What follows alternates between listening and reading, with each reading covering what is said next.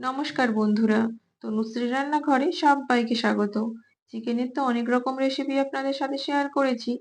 গরমের জন্য এটা কিন্তু একদম পারফেক্ট রেসিপি, আর বাচ্চা থেকে বড় সবাই খুবই পছন্দ করবে। তাহলে আসুন দেখে নেওয়া যাক আমার আজকের রেসিপি। কড়াইয়ের মধ্যে প্রথমে দিলাম সামান্য সাদা তেল, তারপরে এলাচ, দারুচিনি আর লবঙ্গ দিলাম।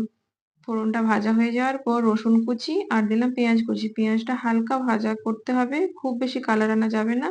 তারপরে দিয়ে দিলাম চিকেন, এখানে 600 গ্রামের মতো চিকেন আছে। লবণ দিয়ে চিকেনটা একটু ভালো করে ফ্রাই করে নেওয়ার পর তারপরে দিলাম কাঁচা লঙ্কা কুচি। তারপর কিছু সবজি অ্যাড করে দিলাম, ওই পেঁপে, গাজর আর আলু। দিলাম হলুদের গুঁড়ো, দিয়ে ভালো করে এবার কুক করে নিতে হবে। ঢেকে কিছুক্ষণ কুক করে নিলাম লো আঁচে। তারপর আবারও এটা একটু নাড়াচাড়া করে নিয়ে দিলাম টমেটো কুচি। টমেটো কুচি দেওয়ার পর আবারও ভালো করে মিশিয়ে নিয়ে পরিমাণ মতো জল অ্যাড করলাম। আর এই পর্যায়ে কিন্তু চিকেনটা আমার অনেকটাই সেদ্ধ হয়ে গেছে। আর দিলাম ক্যাপসিকাম আর ধনেপাতা।